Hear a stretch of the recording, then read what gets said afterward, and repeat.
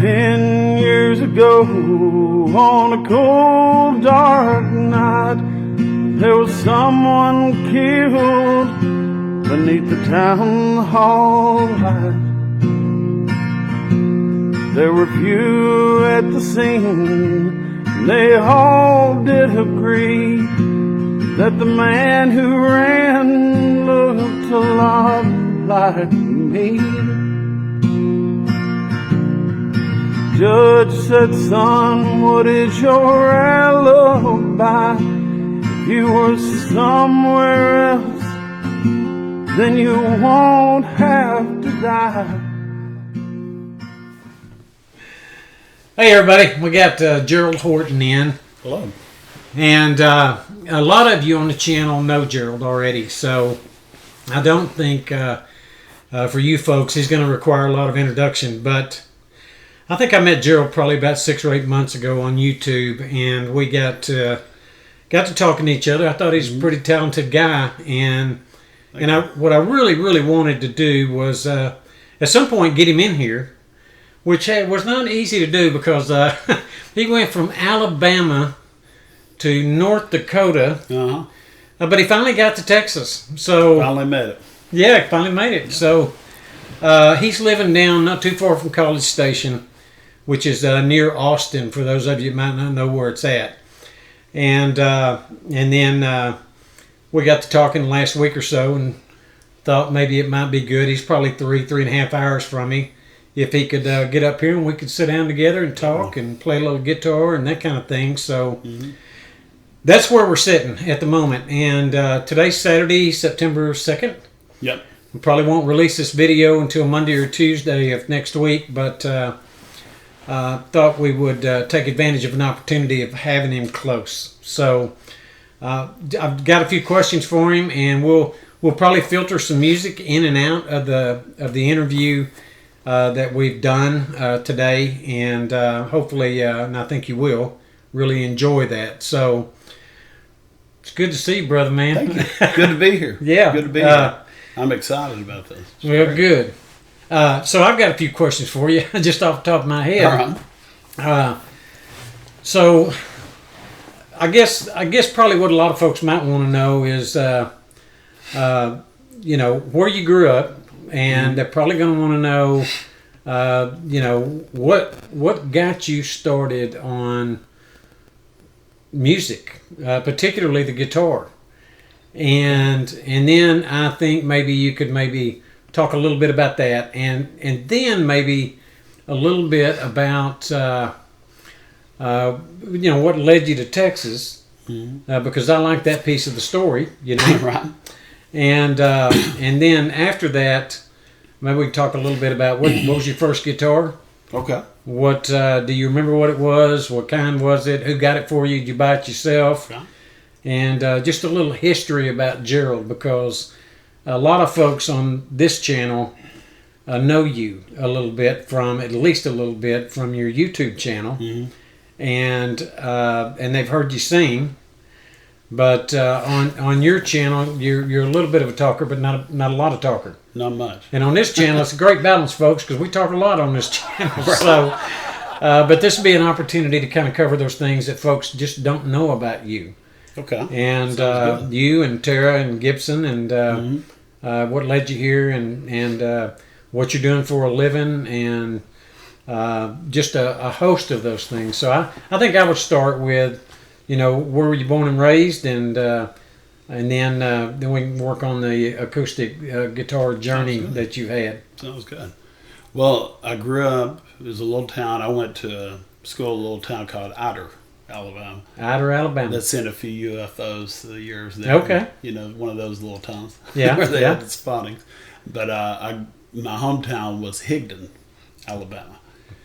And it's where Georgia, Tennessee, Alabama meet in the mountains of Alabama, right about 20 miles from Chattanooga, Tennessee. Okay. And getting into music, I always loved music, every kind of music, but I would sneak my dad's old Conrad Japanese Epiphone, or hummingbird. Hummingbird. Looked like a Gibson hummingbird. Yeah. I'd sneak it out and beat on it, you know, and Yeah. play it a little bit. And it was maybe in my early 20s, there was a shop that they specialized in Martin guitars. And I saved up, and I'd always wanted a Martin. Okay. And I'd go in and look at everything, and for some reason, see, then I didn't know. I know a little more about guitars now, but at the time, I seen this satin finish model. Still made in the USA, but now they call them X Series or Right. Road Series or Road what have you, Series. and they're made in Mexico usually. Right. But this was a USA DM Martin. And I'd saved my money. I'd had $3,000 saved up for a Martin. I knew they were expensive. I asked the guy, I said, what's the difference between this satin finish, I loved the look of it, and this gloss? He goes, not a thing in the world. And I'm like, well, I think I'll take the $700 one instead of the $3,000 one. Yeah, he's a salesman. Yeah, he was a good salesman. And he was good on the upsell, I guess. Right. Closing. But I said, I think I'll take the 700 if they're not the same. Later on, I found out it's got a laminated back and sides. Yeah. But strangely, and my dad saved me from losing them. Well, that's when I started. I think I started buying some of those acoustic guitar easy tab books and learning a few chords on that guitar. And that's when I started just kind of fiddling with it. It wasn't till 4.5 years ago that I really started playing more and started a YouTube channel. Okay. And then I started progressively writing my own songs. A few songs. I've put about 16, I believe, on Instagram lately. And Okay. some of them need to be revised. I've got about 5 more that I need to retune a little bit and revise. But that's how I got started, just kind of those easy tabs in Acoustic Guitar Magazine, you know, going through them with my guitar. And since then, I've progressed to having about 12 guitars. Yeah. And a solid mahogany Martin and different ones, you know. Right. But got kind of addicted to guitars before I started playing guitar. So I got addicted to buying them and selling them and fixing them, and before I could really even play that well at all. So Now you buy, over the years, you have had a pretty decent business of buying and selling guitars, yeah, correct? vintage guitar, and mostly I've been lucky finding a lot of lawsuit of the 60s, 70s, late 60s, early 70s. Japanese. Yep. Lawsuit guitars, and a lot of them, like the Area Pros and the Japanese Yamahas. I've sold quite a few of those that are really nice, the older ones. And but a mix, really, of, you know, electric and acoustic. But as I found them at pawn shops or what have you, I'd be selling them and Right.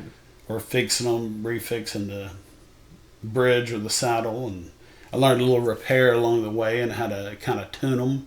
Yeah. I've always had a knowledge of tone, and it sounded good. I just couldn't make a guitar sound good then. Playing it, you mean? Yeah, I could hear it and say, that's a good sounding guitar, but I never really could make it sound just the way I want. I still can't really, but I do my best. But that's basically what got me into it. My granddad, I've never met him. He passed before I was young, before I was born, but he left the family reel-to-reel tapes. Yeah. And he had kind of that Merle Travis, Right. Chet Atkins style finger picking Yeah. that he did. He had an old Gibson ES 125, maybe, the jazz. It's the first comment you made to me on the channel. Yeah. Yeah. That you reminded me a lot of. I'll listen to his reel to reels, and you really remind me of that. The finger picking.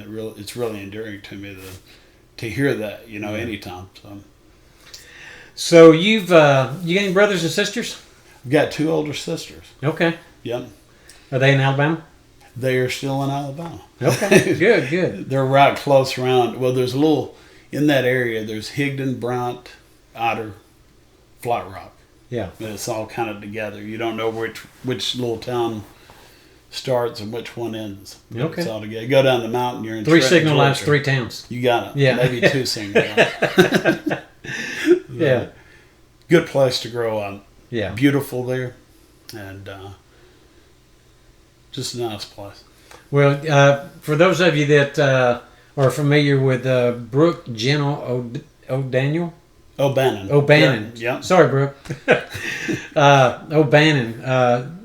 You know what? She and Gerald kind of grew up together. We did. Yep. Rode the school bus together. Yeah, and Brooke's got a channel as well. So this interview, there's been such a close relationship over the years. I'll drop a link to her channel too. But they grew up together, and then you know, time has a way of you know, as you move around, I guess you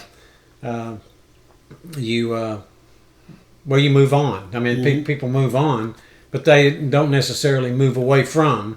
And so you guys have remained friends all this time. We have. Yeah, we actually, when I first started Instagram, we noticed, I forget how we noticed, but we both started playing guitar and putting videos on about the same time. That's pretty cool.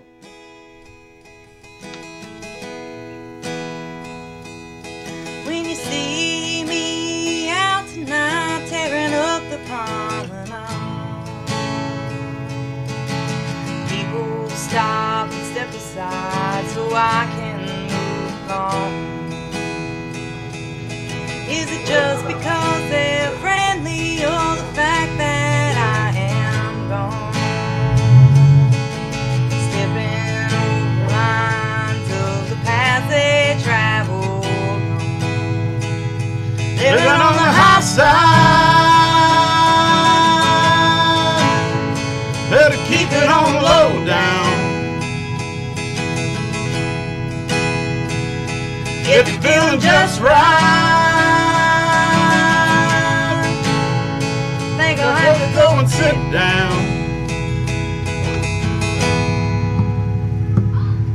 Do you reckon that they notice? Do you think that they believe I've gotten into meanness on the dark end of the street?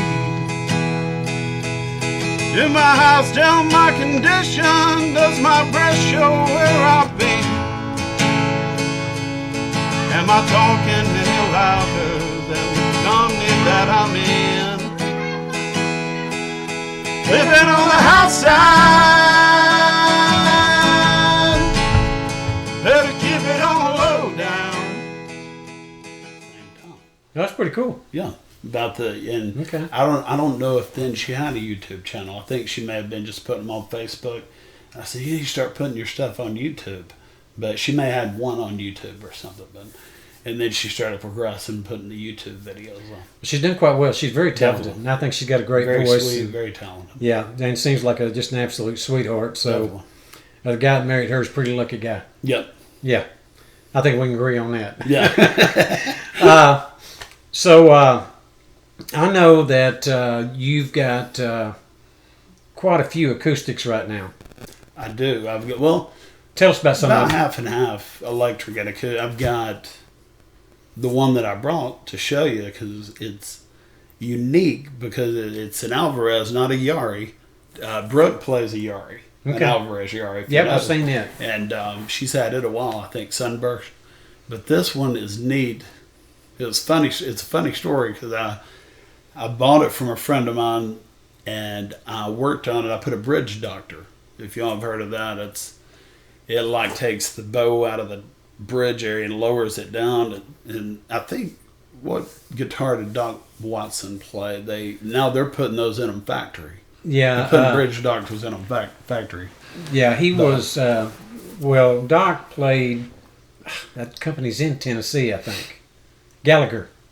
I think so. I know yeah, he played Gallagher. Their newer versions, they're putting Yeah. this bridge doctor factory Okay. when they make them. So you can have, it's kind of like having a truss rod adjustment for your lower body of your guitar. So you can even it out. It's really something I needed for the first Gibson J45 I had because it swole. Because I took it out and when the weather wasn't ideal.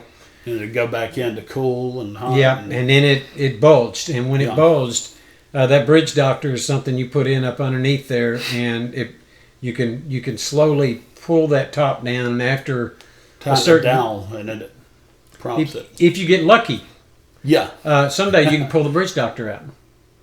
That's what I was telling you. Yeah. I said, that's been in there about 2 years. I may get lucky and be able to pull that bridge doctor out and it be set. If you keep the humidity right, and everything before. And you just told me about humidipacks. Yeah.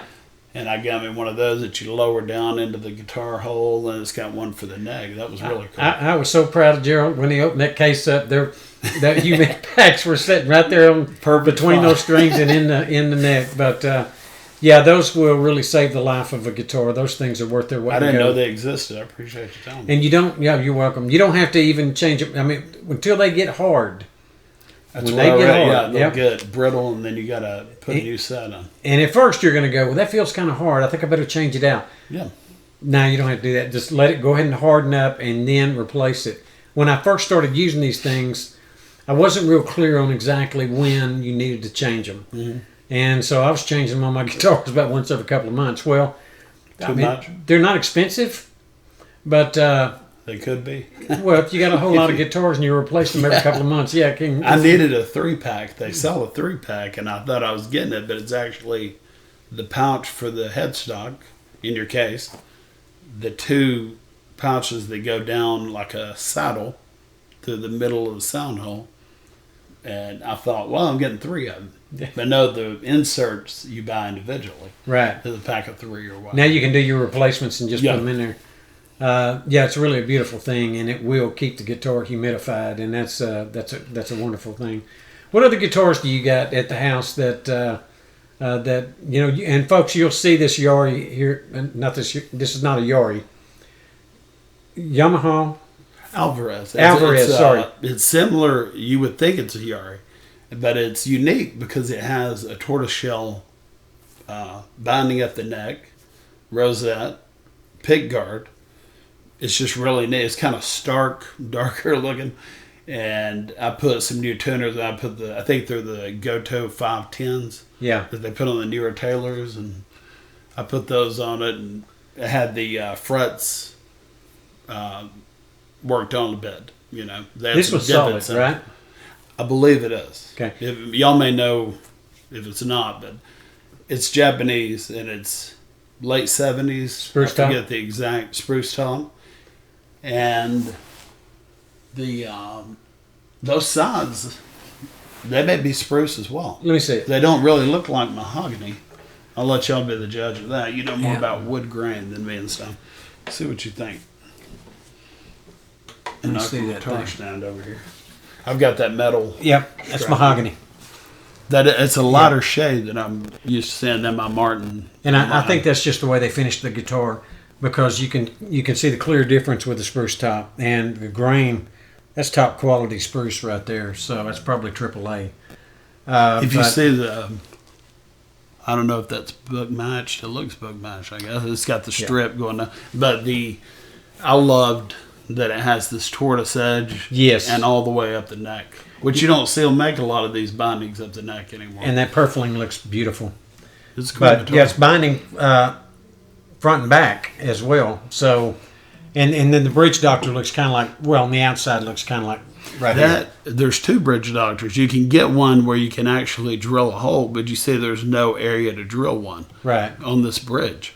But there's a dowel that comes with it, either brown or black, for whatever type ebony or mahogany bridge you may have, or rosewood. But it fits in here over that hole you drill. And these bridge pins don't have to be added. They're brass. Okay. And the neat thing about these, when I first put this on, like a lot of people, I don't read instructions. Yeah, me either. I threw these things on here, and each one of these, I was pretty impressed by it that they took the time to do it, are machined for this size strings. Oh, pretty cool. Oh, yeah, you were telling me about that. Yeah, I mixed them all up, and I'm like, what is going on here? I can't get this string in here. And sure enough, I had the small string up here on the E. Yeah, number 6, yeah. But I figured it out and had to tediously read. There's bolts underneath and a brace that kind of supports the bridge. Right. And then you have the dowel pin. All that holds a dowel pin, and it goes down to the bottom. And as you tighten that dowel pin, it raises and lowers the belly of the guitar. So yeah, it's pretty cool because that That looks fantastic. I just I haven't played this thing yet, but I think it. Hold on a second. Let me fix that. There we go. It just sounds absolutely beautiful. I like the way this thing sounds.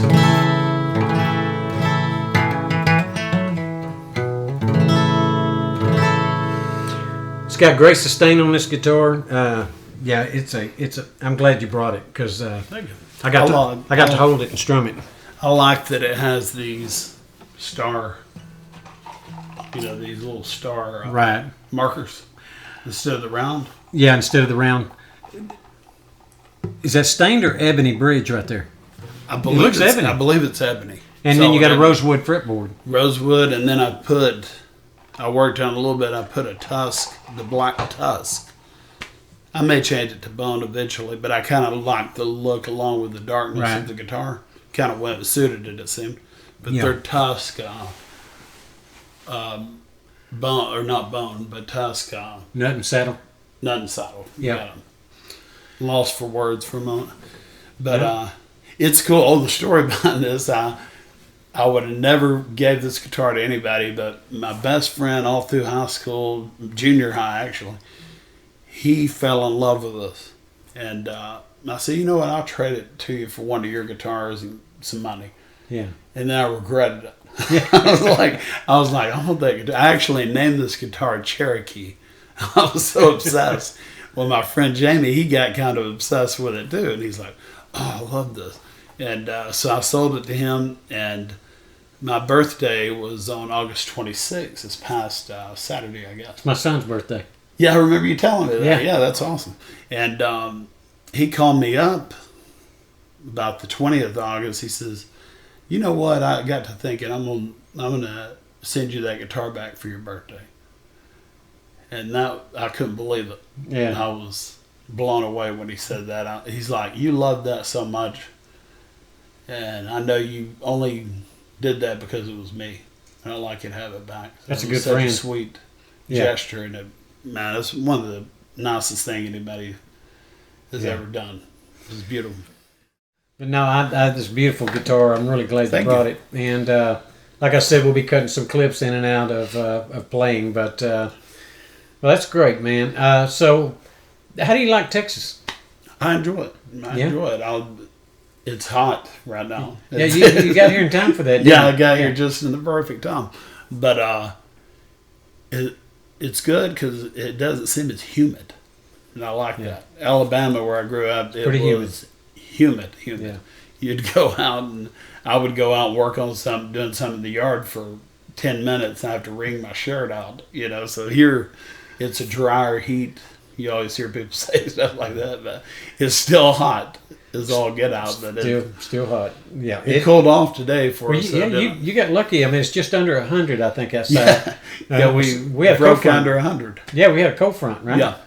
Matter of fact, Paul George had texted me earlier. We were taking a break outside, and Paul George, I came in and looked at my phone. He texted me a picture of his weather app up in Connecticut. Said 77. Said, I don't want to upset you, but anyway, the picture was 77 degrees up there in Connecticut, and it was 97 at that time here. That would feel good out right now. Set a good 77. 77 would be great. I was up in Denver not long ago, and I flew back like 9 o'clock at 9:30 at night, and when I walked out of that Love Field Airport in Dallas, I couldn't breathe. That heat coming out. You got used to the good. And it was good, dark cooler outside, man. weather. Yeah, you'd think it'd be nice. You got and cool. acclimated too quick. You got it. So, all right, so that's guitars for the most part. I mean, you got quite a few guitars. No. One of them's funny. It's a Martin D17.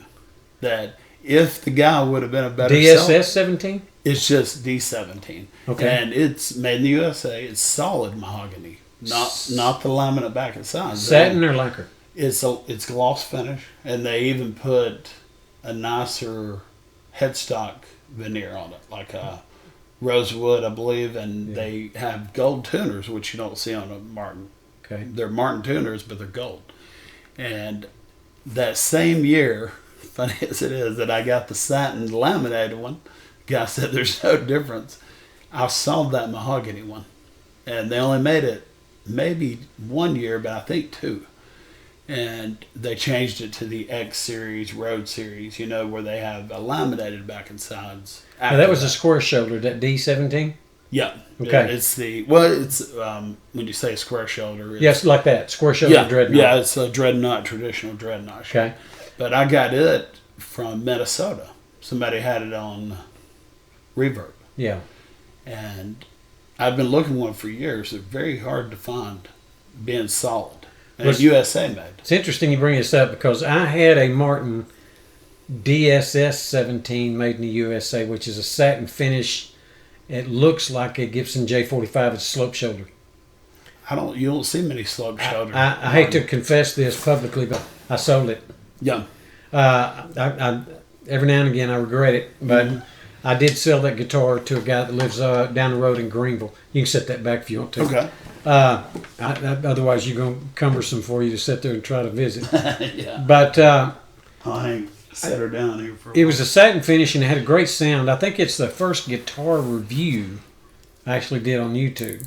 Okay. So it's way down at the bottom, like second video from the bottom or something. But it's a slope shoulder, looked like a Gibson J45, but it was a satin finish. And it had punch, bite, and it had that woody tone to it. So that's the thing I like about the satin is the fact that it seems to breathe a little more. But then again, when people do that nitros correctly and it's real thin, that's the way my that's why first DM was that I was telling you about. And I even tried to polish that out. Yeah. One time I took I went to Stuart McDonald guitar Yeah, Stu Mac, parts, and I got a rubbing compound and a buffer.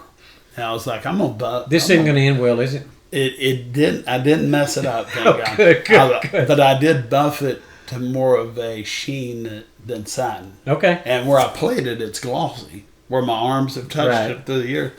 And that DM, my uncle, before he passed, he had 5 Martins. And he had one that was called a Shenandoah. You ever heard of this? No. It was the late 70s, early 80s, Okay. Shenandoah Martin.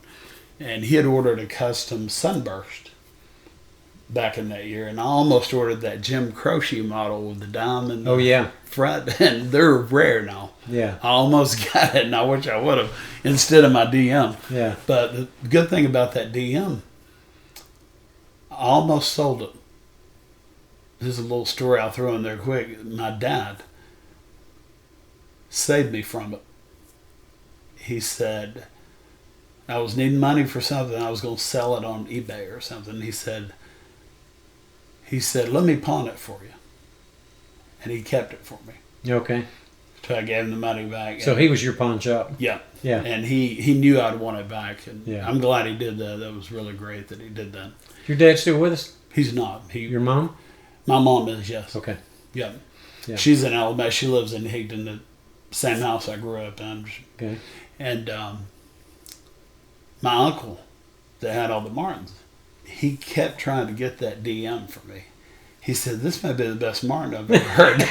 And it's laminated on the back and side. And I had no clue when I bought it that I'm more of a purist. I like antique, older things. Yeah. And I never would have bought that if I'd known it was not solid. Right.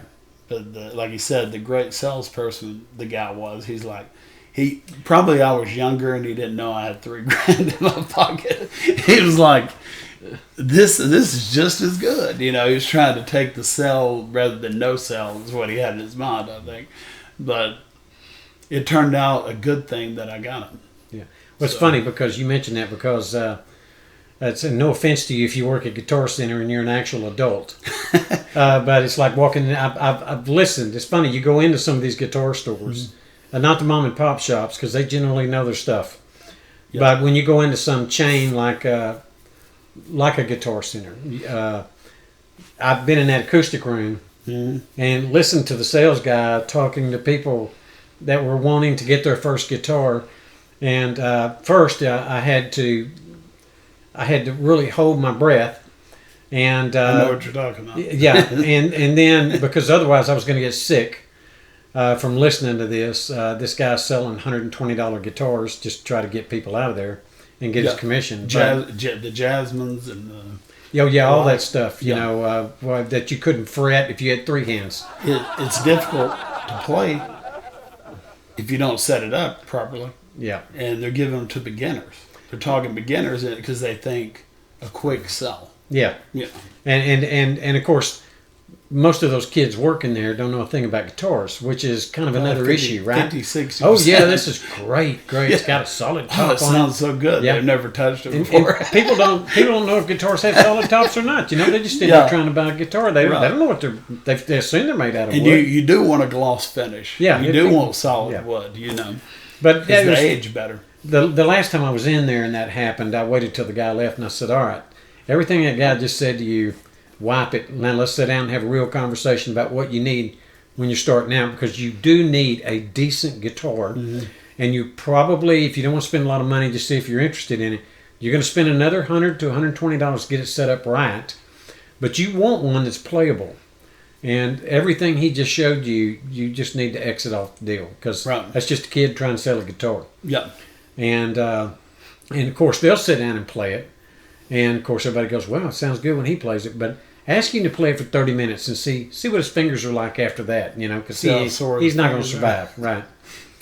But yeah, the DM, and I'll mention Paul Georgia again, because I think, Paul, and you can tell us in the comments, didn't you have a DM at one time? It seems like you actually reviewed it on the channel or you talked about it. And I'm not a very good friend. I can't remember all that. But that's where I first heard of Martin DMs. Mm-hmm. And if I remember right, Paul really liked that DM he had. 90, when they first started making them, still USA made. Yeah. And then they started coming out with the Road and the X series a little later that they shipped it over to Mexico. Right. And then I think they've made a few carbon fiber, top, like Rain Song top guitars.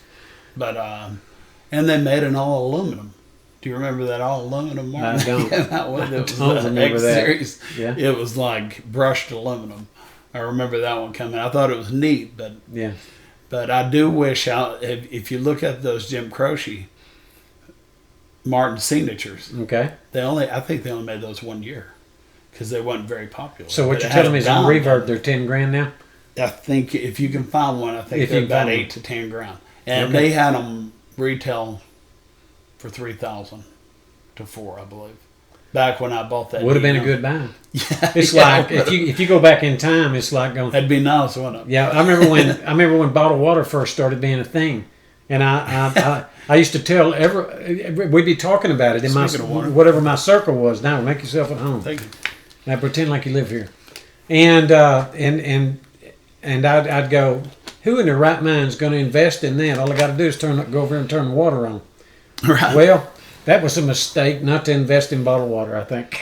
Maybe, yeah. Yeah. We used to do the hose, just drink out of the garden hose, and they tell you, don't drink out of, even on your RV, you know, they're like, you can't use a garden hose for your RV. You got to use a chemical safe, BPA-free drinking water hose. When we were kids, we took baths in it and drank it at the same time. Drank out of a mud puddle and a garden hose. And played in the dirt and had that for supper sometimes. Right. But no, I get you. But, you just don't really know when something's going to be something, you know? You don't. I wish when I first started getting those, I don't know if you remember when Netflix, a job I worked at, he told me, sales job, he says, man, have you heard of this? It's called Netflix. You get 3 DVDs at a time and you mail them back. You'll get them back in 2 days. You put them on your queue online. Yeah. And they didn't have the Netflix internet movie thing. Yeah. Yet. Yeah. But boy, if I could go back and invest in that.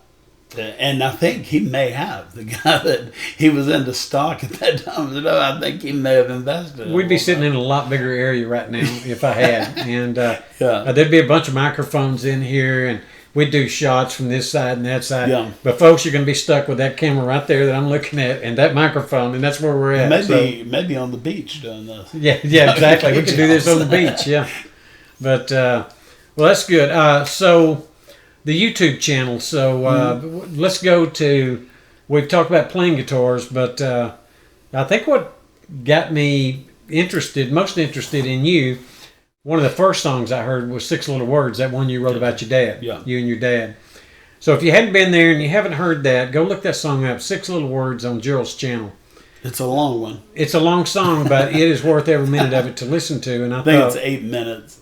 Something like that. Yeah. If you got time, if you got to spare 8 minutes around that, look, that'd be great. if you've ever sat and listened to Bob Dylan, you can handle this, okay?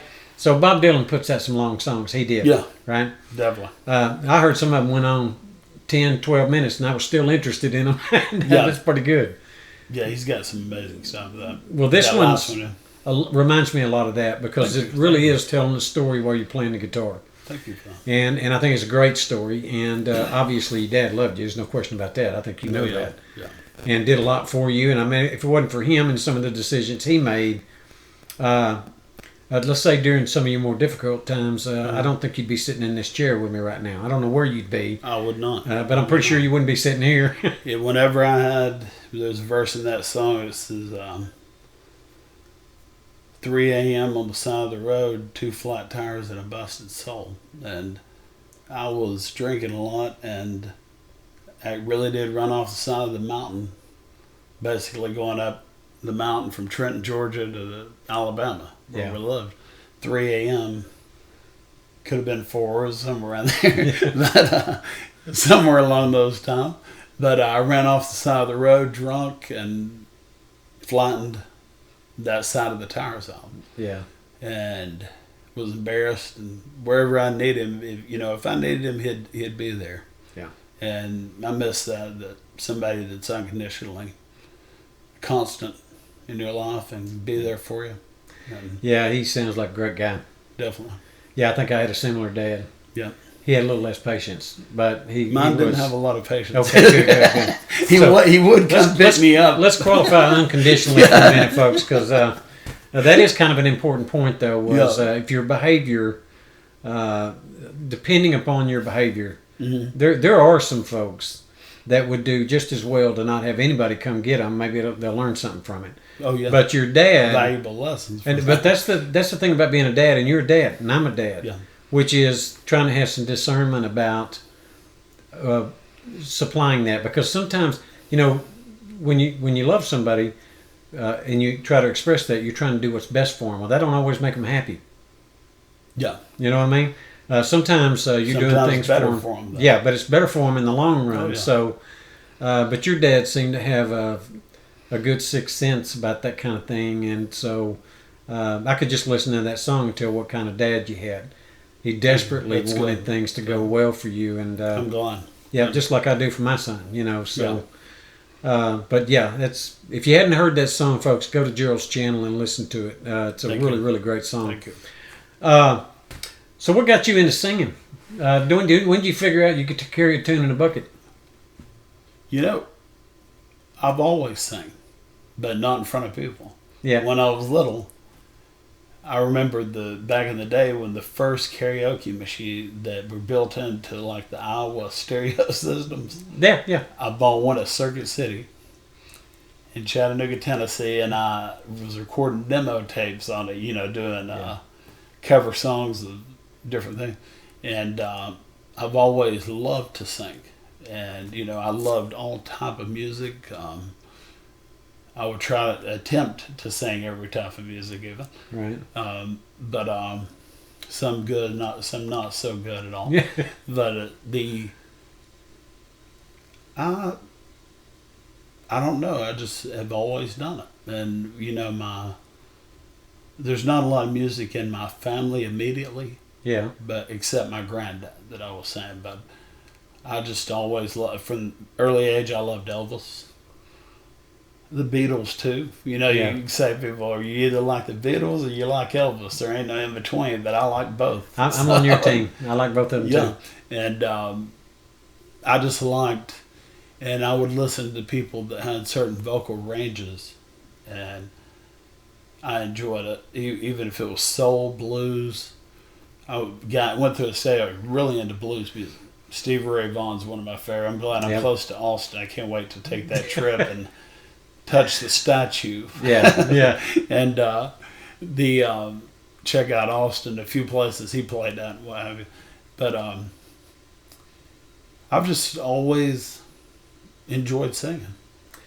So that brings me to my next question. So I know one song that you've written recent. Well, it hadn't been all that recent, I don't think, but it's a song called Ruby. It's about your grandmother. Yeah. Tell everybody about that song, because I love this. I love this story. We had lunch up in Mineola today at Kitchens Hardware. Can you imagine you get food in a hardware store, but we get food. It was neat. Yeah. Kind of like an old school Cracker Barrel. Yeah, Real yeah. deal Cracker Barrel. Yeah. And original. they actually closed at 2:00 and said, no, y'all stay there and eat, and we enjoy while we just stay as long as you want, which I thought was pretty cool. It was. Mineola's a good little town. Yeah. With some good folks in it. But so we got on this subject about some of the songs that Gerald's written, and one of them that's very interesting song to me is a song called Ruby. So tell us about Ruby. Well, my grandmother, this song Ruby is 100%. I don't write many songs that are 100% true. Sometimes they're 70, 65%, And I told you a funny thing one time. Jason Isbell was doing an interview, and when you write songs, a lot of times people say, "Did this really happen?" I've got a friend, and every song I write, "Did that really happen?" Yeah. And I'm like, "No." It didn't happen at all. I just made it up. To somebody, maybe. Yeah, somebody along the line is going to hear it and it happened to them. But Jason Isbell was doing an interview, and he was talking about that exact thing, and it cracked me up. And he said, when I was younger, I heard, my goodness, his name went blank, but Angel from Montgomery, John Prine. Yeah. He said, beginning words of it, he said he was writing songs that were only true to him. Yeah. 100% factual. He said he had to write a factual song. And he heard that song, and it was I am an old woman just like my mother. He's like, wait a minute, he's not an old woman. He ain't a woman, old woman. And he said, and then it changed his perception on songwriting that they don't have to be true. You can create. You can be, and right outside the lines a little bit. And this, that's the way I think about the songwriting usually. But this Ruby song is 99 to 100% true. And I still remember that. I was telling Randy earlier, I was younger, it was in like 1982, 83, and she got a phone call on the old wall receiver. Still had that with a cord, a long cord that went to her bedroom, way back into the bedroom. And she squealed out crazily. And I'm like, what happened? I thought somebody had died or something blew up. And she said, I want a brand new car. And turns out it was the food line in Outer Alabama. She had signed a raffle, and she won a old Ford Pinto. And the sad part, my grandma always was positive, smiling, loving through everything. And before I was born, like I was saying, my grandfather passed, but he was very, now they would call it bipolar, or who knows, maybe worse, but he did a lot of abuse, emotional, physical abuse with my grandmother, and there's stories of him burning money, telling her, I'll burn it before you get a dime of it, and chasing her down outside with an axe, even, to the extremes. And but through all that, she got this Pinto, and she taught herself to drive. There's a verse in the song about that. But the funniest thing, she never learned how to back up in reverse. So she'd come down our long driveway, and she would have to either back up a little foot at a time about 20 times. Yeah. Or do a circle through our yard and go back up the road. But she could not back the car up. Anywhere she'd take me out, she'd say, let's go to the store and I'll buy you a Coke or an ice cream. Yeah.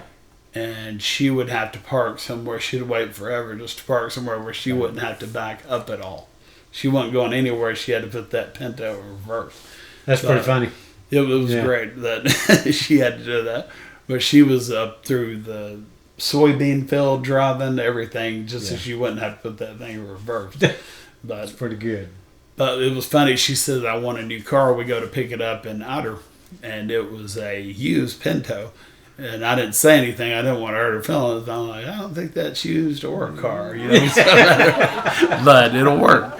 But she did teach herself how to drive it. She's very uplifting, encouraging, and it's a motivation that somebody through all of that turmoil and pain found beauty in everything in the world. She taught me everything that I could imagine about. She'd take me on hikes to the woods and tell me things that nobody has ever told me, you know, about the trees and the wind, and knew every species of tree and leaf that it came from, and it was amazing.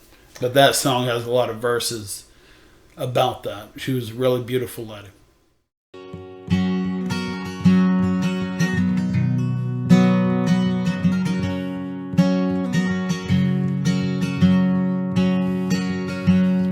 Town folk called her Ruby, and she was an angel to me.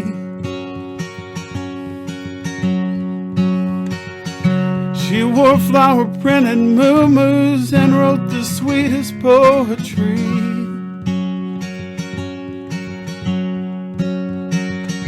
Drove an old Ford Pinto that she taught herself to drive.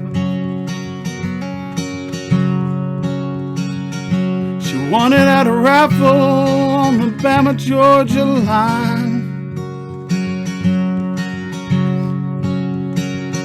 But she never had it easy, though her smile might tell you so. She grew up poor and had to make do. That's how she made her garden grow.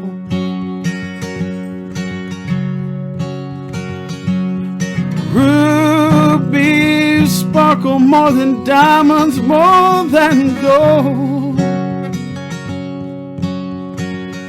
You brightened all around you with your gentle heart and your soul. What a prize they have in heaven just to see your gentle, gentle smile. Oh, Ruby, you're the angel that casts the sun 100 million miles. She loved her tulips and her garden, they were as lovely as her name. She taught us always to cherish family and to praise the holy name. But Ruby never had it easy, though her smile might tell you so. She grew up poor and had to make do. That's how she made her garden grow. Ruby sparkle more than diamonds, more than gold. You brighten all around you with your gentle heart and soul. What a prize they have in heaven just to see your gentle, gentle smile. Oh, Ruby, you're the angel that casts the sun 100 million miles. Oh, Ruby, you sparkle more than diamonds and more than gold. You brightened all around you with your gentle heart and soul. And what a prize they have in heaven to see your gentle, gentle smile. Oh, Ruby, you're the angel that casts the sun 100 million miles. Oh, Ruby, you're the angel that casts the sun 100 million miles.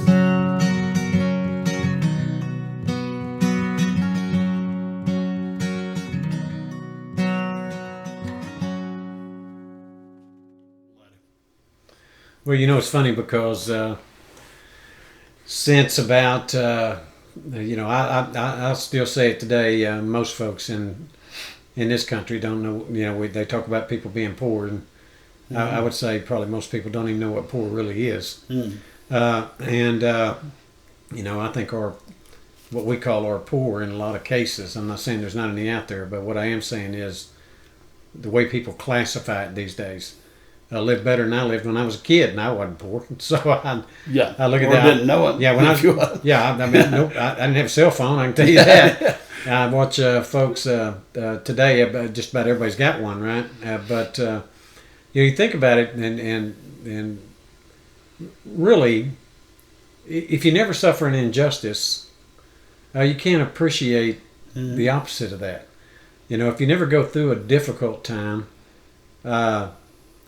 you cannot appreciate a time that's not difficult. And so, when you think about the people that came out of the 20s and 30s, particularly in the 30s when they had the Depression, and they came out of that, and they were very appreciative of everything they had. But since that time, when the 50s hit, it's been a while since this country's seen anything like that. And I think about, I look on places like Instagram and YouTube these days, and I think we could be in for a rude awakening, because when I look at what's going on in the country today, it scares me to think of how people would handle any kind of tragedy, because I don't think they're equipped to do it. It would be mayhem. Yeah, it would be mayhem, and I think that's a good word. But so these things make us what we are, right? And that's a good thing. So you had a good dad, good grandma. I'm assuming you got a good mom. She seems to have raised a pretty good son. And I'm glad you're down here in Texas. I can tell you that. Glad to be here. So, folks, we're going to go ahead and cut things loose. And Gerald's he's got a 3.5 hour drive, so I want to make sure he's able to get home before Tara starts calling. If she gets my phone number, she may be blowing my phone up, going, "Where's Gerald at?" I said, "Gerald, I hadn't seen him today. I hadn't seen him today." Don't do that. Gerald who? No, I'm not going to mess with it.